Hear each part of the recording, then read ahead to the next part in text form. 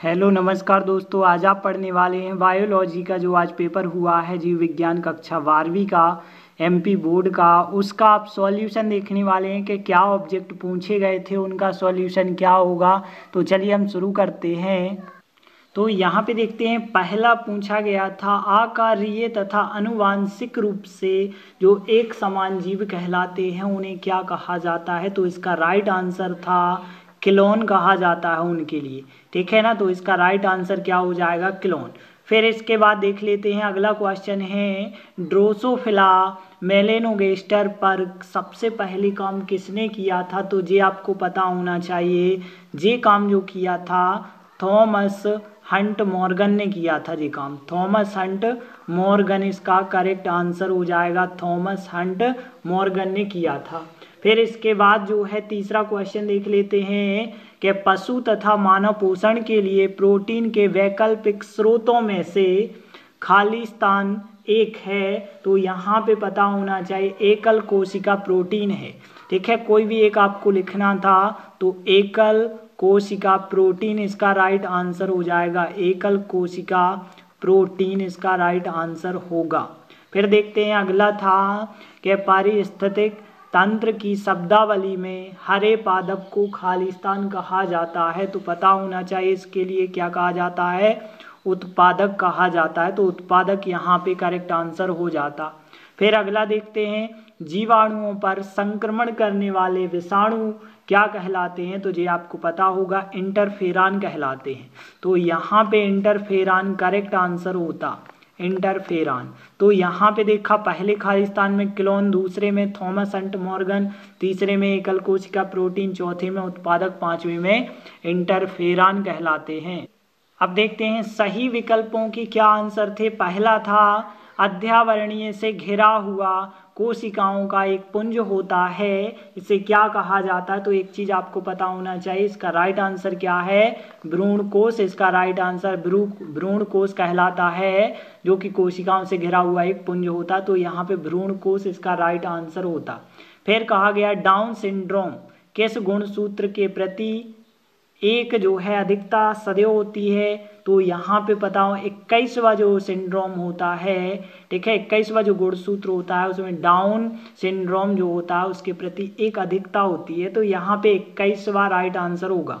फिर जो है कवक का पादप जड़ों के साथ सहजीवी संबंध खालिस्तान का उदाहरण है। तो इसका राइट आंसर था मार्कुराइजा, मार्कुराइजा का ये उदाहरण होता है।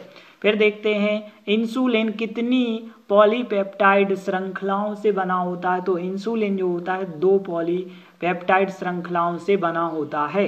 फिर देखते हैं अगला क्या है, वायुमंडलीय N2 का स्थिरीकरण करने वाला स्वतंत्र जीवी विषाणु कौन सा होता है। तो ये पता होना चाहिए, ये होता है एजोवेक्टर होता है, एजोटोवेक्टर होता है। इसका राइट आंसर हो जाएगा एजोटोवेक्टर।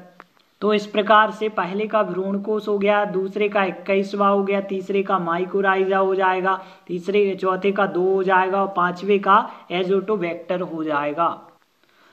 तीसरा क्वेश्चन था, एक शब्द या एक वाक्य में उत्तर लिखने के लिए कहा गया था। देखते हैं क्या है।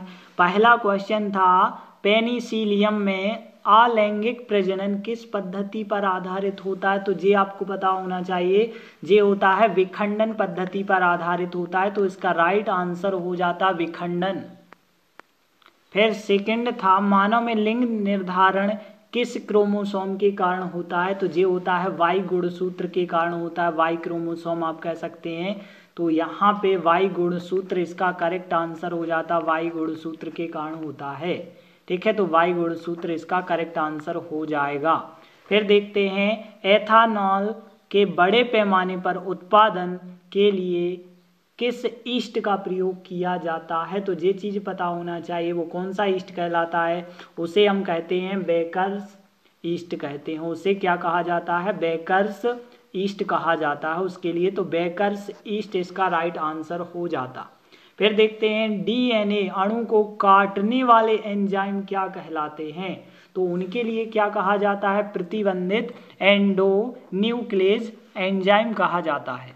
तो हो गया, डीएनए को काटने वाले जो एंजाइम है प्रतिबंधित एंडो न्यूक्लियस एंजाइम कहलाते हैं। फिर इसके बाद था, ऊर्जा प्रवाह के प्रत्येक स्तर पर कितने प्रतिशत ऊर्जा का ह्रास होता है, तो ये आपको पता होना चाहिए, ये होता है 90%, 90% जो है ऊर्जा का ह्रास हो जाता है।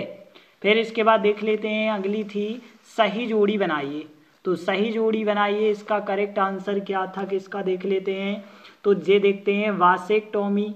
वासेक्टोमी का करेक्ट आंसर जो था ये कहलाता है पुरुष जो है बंधीकरण, इसका राइट आंसर था। तो पहले का जो आ नंबर का आंसर था, आ नंबर का आंसर हो जाएगा पुरुष बंधीकरण।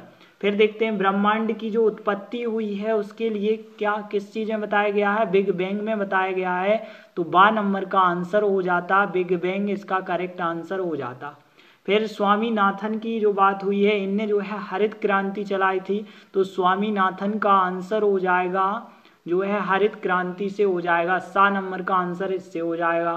फिर पैलिंड्रोमिक जो था वो क्या कहलाता है, जो डीएनए होता है एक प्रकार का। तो यहाँ पे दा नंबर का करेक्ट आंसर क्या हो जाएगा, डीएनए, मतलब जो था पैलिंड्रोमिक जो था डीएनए है। और फिर पारिस्थितिक तंत्र जो है जी किसने दिया था, जे दिया था टांसले ने दिया था। तो या नंबर का आंसर हो जाएगा जी। ठीक है, तो इस प्रकार से वासेक्टोमी जो था जे इसका आंसर हो जाएगा पुरुष बंधीकरण से। ब्रह्मांड की उत्पत्ति जो हुई है उसे बिग बैंग कहा जाता है। और फिर जो स्वामीनाथन थे इनने जो हरित क्रांति से इनका संपर्क है। और पैलिंड्रोमिक जो था इसका संपर्क डीएनए से, पारिस्थितिक तंत्र जो था टांसले के द्वारा था। तो इस प्रकार से जे हो जाती हैं सही जोड़ी। इस प्रकार से आपको हमारा वीडियो कैसा लगा हमें कमेंट के द्वारा जरूर बताएं। धन्यवाद। जय हिंद, जय भारत।